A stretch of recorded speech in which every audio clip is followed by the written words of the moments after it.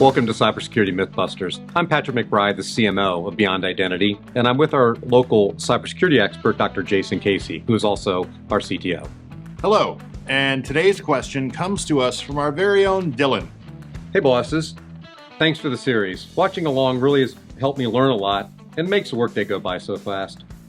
So I heard Microsoft said that MFA blocks 99% of cyber attacks. Is that true? Sincerely, Dylan. Dylan, that flattery is not going to get you anywhere, and I still need those reports by the end of the day. But to your question, that's a pretty bold claim Microsoft made. I'm not exactly sure how to answer that one. I think I know who we should call. Roger Grimes. He would be excellent. Let me go get him.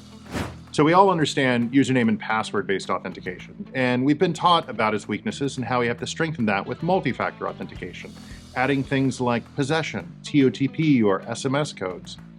But in the last 9 months, it's hard to be alive and not have read headlines about companies being breached and their MFA systems being bypassed. What's actually going on in these scenarios?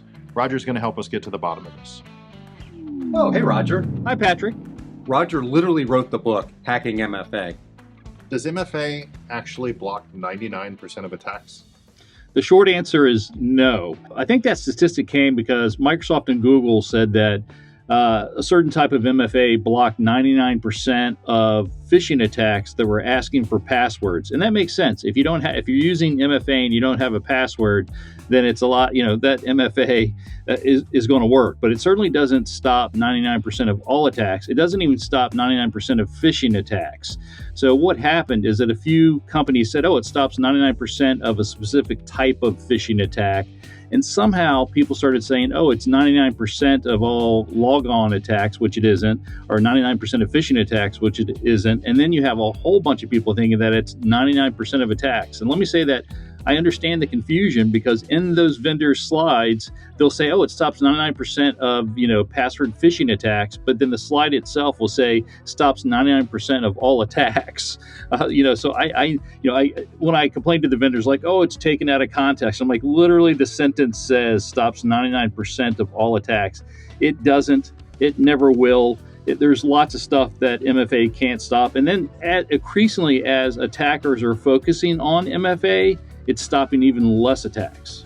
One of the most common ways that a phishing attack can get around MFA is to simply send an email to a potential victim saying, hey, I need you to log in, and the victim thinks that it's an email from the real brand, but really it contains a rogue phishing link. And when the victim clicks on that link, instead of it taking them to the website they thought it was taking them to, it takes them to what's called a rogue man-in-the-middle transparent proxy website. Then it takes them to the real website. So everything the client, the potential victim, the client is seeing looks like the real website.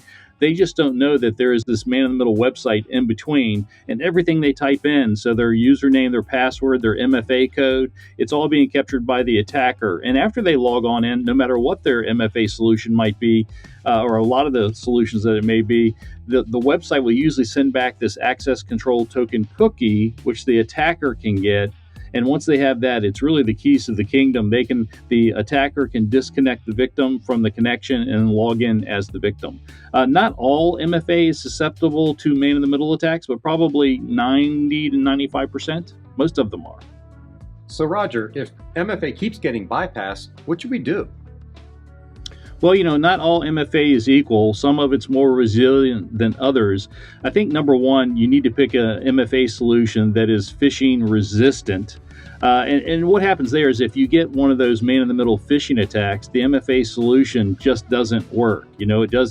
Or it actually removes the man-in-the-middle attacker out of it. If you're using something like an MFA solution that's FIDO-enabled, it may start out with a man-in-the-middle attacker, but then the way that FIDO works, it literally pulls the man-in-the-middle website out of it so that all of a sudden the client's talking directly to the server and the server to the client. So not all MFA is equal. There's some that's better than others, and that's what you should be using. Thanks so much, Patrick and Jasson. It's been fun. Thank you, Roger. See you later.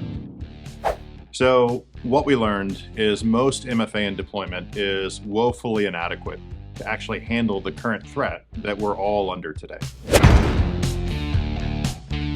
And the best advice is to actually follow the government's guidance in establishing phishing-resistant MFA for our workforce and our customers. Thanks for the question, Dylan. Hope you got all of that. And thank you for joining Cybersecurity Mythbusters. If you've got a question or a myth that you'd like us to bust, please send it in. We'd love to tackle it. Until next time, have a great day. Boom. That was pretty cool.